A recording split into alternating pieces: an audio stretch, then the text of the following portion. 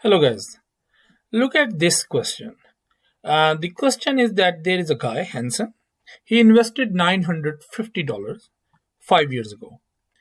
And on this investment, he's getting 7.2% interest, which is compounded annually. So the interest rate is given in terms of in annual terms. So the annual interest is 7.2%, but after every 1 month, because there are 12 months, so after every 1 month, he will get the interest on his principal, and that interest now becomes the part of the principal for the next period. And in the next period, now he will be having more principal, and subsequently here onwards he'll keep getting the interest in the same way. So in other words, the period over here is not the based on the year. It is based on the it is based on every month. On the other hand side, his sister at the same time, means 5 years ago, invested $900, and she was getting on her investment 8%, but she is getting the interest after every 3 months, because her interest is compounded quarterly. So the interest is given in terms of annual basis, means in the whole year she'll be getting 8%, but that interest she will be getting after every 3 months. So after every 3 months, whatever is the principal, she'll get the interest on that. And now the interest plus the principal becomes the overall principal for the subsequent period. And here on, in the same way, she'll keep getting the interest after every 3 months, and will have more principal for the subsequent periods. So if we see the Hansen cash flow timeline, it's over here, right? I know I'm this is not very beautiful, but at least I'm trying to explain the concept with this line. So it means maybe this is year one, end of the year one, this is end of the year two, this is end of the year three, this is end of the year four, and this is end of the year five, right? But because the Hansen, this one is actually the Hansen's cash flow timeline, this one, right? And he has invested right at the start $950. Now for the whole year he will be getting 7.2%, but again, what is mentioned in the question, that interest is compounded monthly, means after every 1 month he'll get the interest whatever is his principal. So how many months are there in a year? 12. So you have to divide every year, this is the complete year, right? You have to divide it in 12 equal months. 1, 2, 3, 4, 5, 6, 7, 8, 9, 10, 11, 12. So 1, 2, 3, 4, 5, 6, 7, 8, 9, 10, 11, 12, right? In the same way, we will have the periods of there are 12 periods for the second year, 12 periods for the third year, 12 periods for the fourth year, 12 periods for the fifth year. So now if you see here, the periods are not yearly, not described in terms of yearly basis, but on monthly basis. So n now is equal to actually the 5 years multiplied by the what is the compounding. There is a monthly compounding, so the compounding is m, which is actually the 12 for Hansen. So n is equal to m 5 multiplied by m, which is actually 5 multiplied by 12, and that is actually 60. So now first the Hansen will get the interest over here, and then that interest becomes a part of 950, and now for the subsequent period he will have more principal, and then again he'll get interest over here, like so on and so forth, right?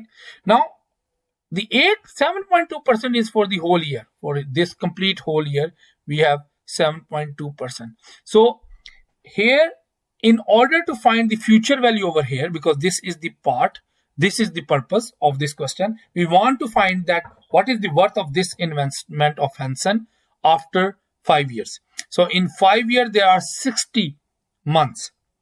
And so there are 60 periods.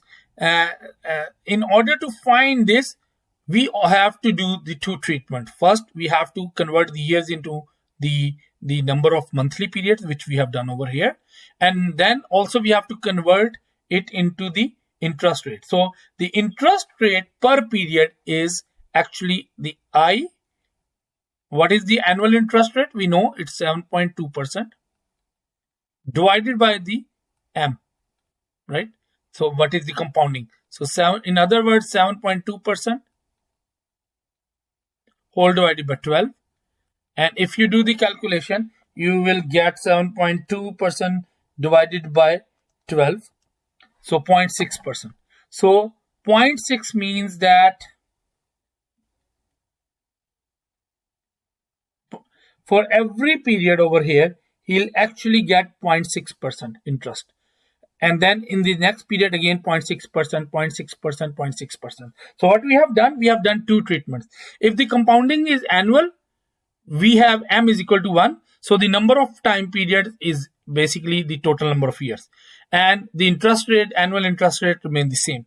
But if the compounding has different frequency, like what is the case in the what is the case of the Hansen monthly compounding, in that case you have to convert first the time periods, the years into the appropriate time periods. So we have 5 years multiplied by 12, because there are 12 times in which the interest will be paid in a year.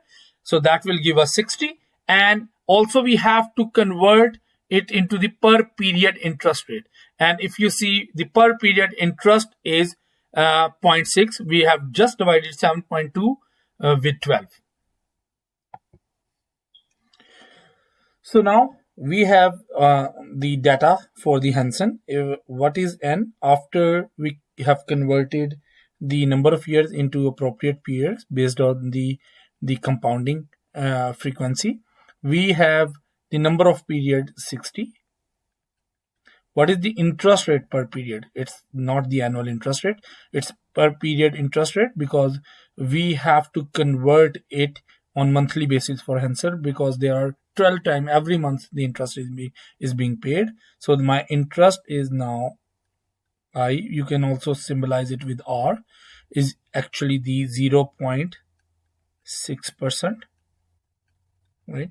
What is my present value? What the Hansen has invested today? My present value is actually $950, right?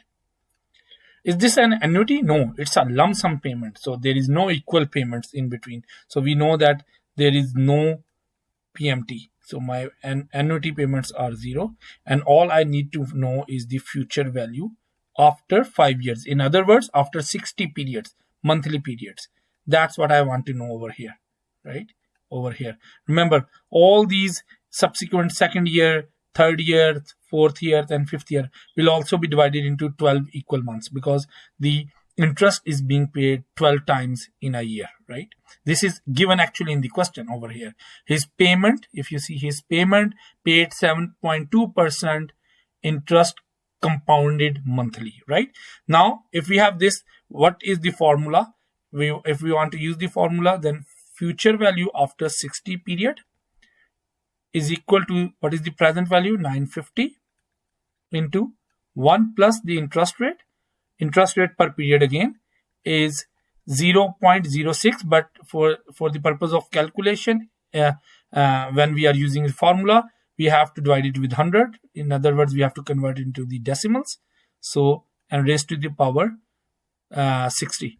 If you do this calculation, you should have an answer of $1,360.2. So pause the video over here and double check if this is the same what you are getting by calculating it through the formula. I just double checked it on my calculator, and yes, I got the same number. Now do it for the Jennifer, his sister, Hansen's sister. She invested also $900. So she has this timeline over here. Let me use the red or some other color for this. Let's use the red one, it's more prominent. So this is the timeline over here, this one for the Jennifer. She invested 5 years back $900, so it means this is the 5 year over here, right? 5 year over here, that's the end of the 5 year. Now she is getting annual interest rate of 8%, but that she is getting the interest after every 3 months, because there are 4 quarters and we have 12 months in a year. So if we divide 12 by the 3, we'll get 4. So after every 3 months she is getting the interest. So this is the end of the let me see what is happening over here. If I can be able to draw it, yes. So this is over here. Somehow I'm not able to draw it. Let me check what is happening. Yes, guys, I am able to make the end of the year. So this is the end of the first year, this is the end of the second year, this is the end of the third, fourth, and fifth year. But because she'll be getting paid the interest rate after every 3 months, so you can say that after, so like over here, she'll be getting like you can divide the first year again over here after, you can divide the first year over here after like in 4 periods. So one period will be representing me the 3 months, and then the second period 6 months, third period 9 months, and the final period over here it will be representing the end of the 12 months. So every year can be divided into the 4 quarterly periods, right? So if there are 5 years, then what is my n? So my n in that case is simply the 5 years multiplied by 4, because there is quarterly the interest is being paid on quarterly terms after every 3 months. So we have 5 into 4, 20. What is my interest rate? Interest is again is 8% annually. But if I divide it by 4, because my compounding frequency is 4, I'll get actually the 8% divided by 4 is equal to 2%, right? What is my present value in the case of Jennifer? It's actually the minus 900 over here dollars, right? It is not equal payments happening after fixed interval of time, so it's not an annuity, so payment is equal to 0. And now I have to find the future value. And again, if I'll use the same formula, with this formula we know future value after how many periods, 3 months period will be there in 5 years. We have already done it over here, this 120, right? So 900 multiplied by 1 plus the per period interest rate, which is 0.02 raised to the power 20, and you will get the answer. What I already got is $13337.35, right? Let me check if this is the same what I can get with my calculator. So let me pause the video and then start again.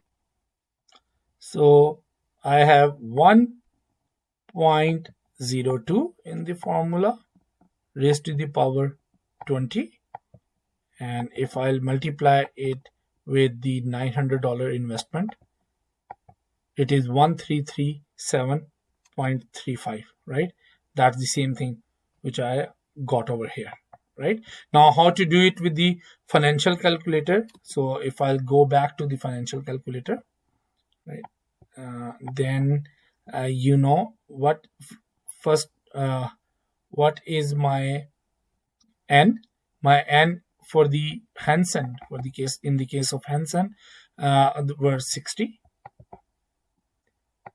Interest per period, it will be now in terms of percentage, it will be 0.6%. What was the present value?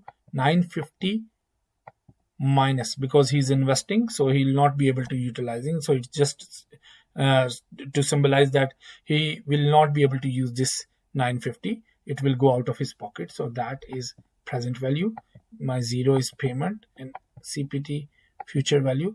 This is 1360.20, which is the same for the Anson over here. Can you see that? Right? And likewise, if you do the calculation for Jennifer, you should get the 1337.35. Finally, let's do it using the Excel. So the monthly frequency is 12 for the Henson.